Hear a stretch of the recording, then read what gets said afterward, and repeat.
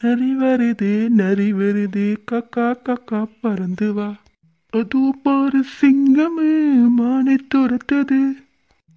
என்னமோ ஒன்று ரெண்டு வரி மட்டும் தெரியுமைக்கு. அட பாடிட்டு இருக்கும் போதே மான் வந்துட்டு.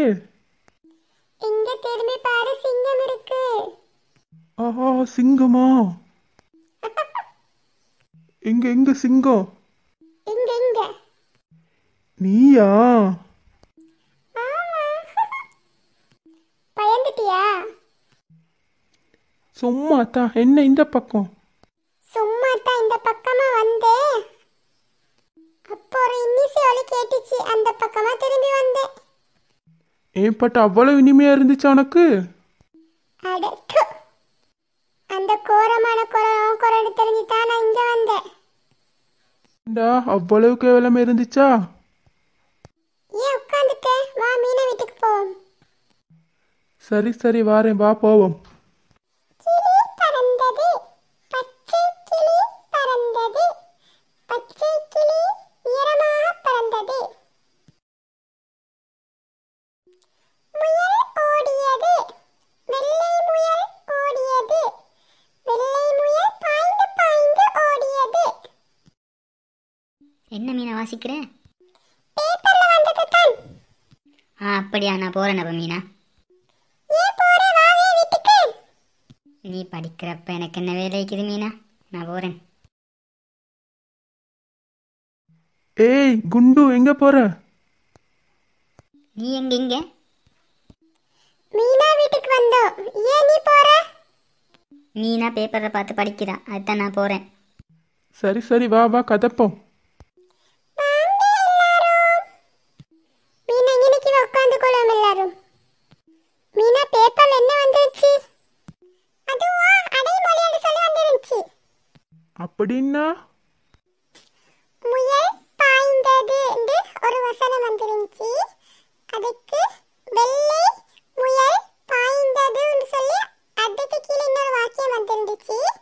அப்ப முயல் பாய்ந்தது, அதுல வெள்ளை முயல் பாய்ந்ததுன்னு சொல்லிக்கிட்டனே, அதுல முயலுக்கு வந்திருக்கிற அடைமொழி வந்து வெள்ளை. வெள்ளை முயல் பாய்ந்தது. வெள்ளை முயல் பாய்ந்ததுன்ற வாக்கியத்துல வெள்ளைன்றது அடைமொழி. அதே மாதிரி அதுக்கு கீழே வெள்ளை முயல் வேகமாக பாய்ந்ததுன்னு சொல்லி இன்னொரு வாக்கியம் வந்துருந்துச்சு. அப்ப பாய்ந்ததுக்குரிய அடைமொழி வந்து வேகமாக. அப்ப முயலுக்குரிய அடைமொழி வெள்ளை, பாய்ந்ததுக்குரிய அடைமொழி வேகமாக. வெள்ளை முயல் வேகமாக பாய்ந்தது. அப்ப இந்த வாக்கியத்துல வந்திருக்கிற அடைமொழிகள் ரெண்டும் என்ன? வெள்ளையும் வேகமாகன்றதும் இரண்டு அடைமொழிகள். விளங்குச்சா பப்பு? ஓ விளங்குச்சு.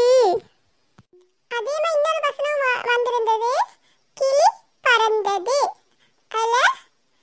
அதுக்கு எப்படி அடைமொழி எழுதலும் எங்களுக்கு? கிளிக்கு பச்சை கிளி பறந்ததுன்னு சொல்லி எழுதலும் தானே. பச்சை கிளி உயரமாக பறந்தது. ரெண்டு பேருக்கும் நல்லா விளங்கிக்குது. பச்சை கிளி உயரமாக பறந்ததுன்ற வாக்கியத்துல பச்சை உயரமாக இந்த ரெண்டு சொற்களும் வந்து அடைமொழிகள். லைலா, நீ ஏன் அமைதியா இருக்கிற? நீங்க சொல்றதை நான் கேட்டுக்கொண்டிருக்கிறேன். விளங்கிச்ச அடைமொழிகள் என்னன்னு? நல்லா விளங்கிச்சு. முயல் பாய்ந்ததுக்கு முயலுக்கு ஒரு அடைமொழி எழுதலும், பாய்ந்ததுக்கு இன்னொரு அடைமொழி எழுதலும். வெள்ளை முயல் வேகமாக பாய்ந்தது.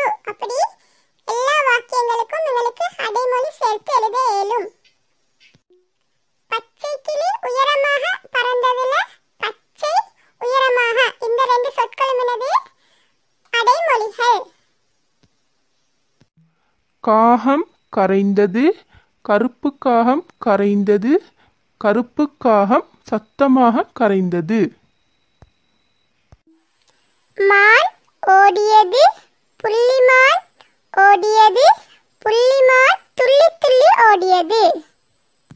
நாய் குரைத்தது, கருப்பு நாய் குரைத்தது, கருப்பு நாய் வல் வல் என்று குரைத்தது. அட லைலா சரியா சொல்லிட்டாங்களே. நான் உட்கார்ந்து என்ன கேட்டுட்டு தானே இருக்கணும். என்னமோ படிச்சிட்டோம்னு விளங்குது. சரி வாங்க வாங்க என் உடம்பை தூக்கிட்டு ஓடிண்டா விளையாட வரையல எனக்கு. ஓடினா தான்ப்பா நீங்கள் ஸ்லிம் ஆவீங்க. நான் குண்டா இந்த உனக்கு என்ன? எங்கள் கண்ணு தானே பார்த்துட்டு இருக்குது.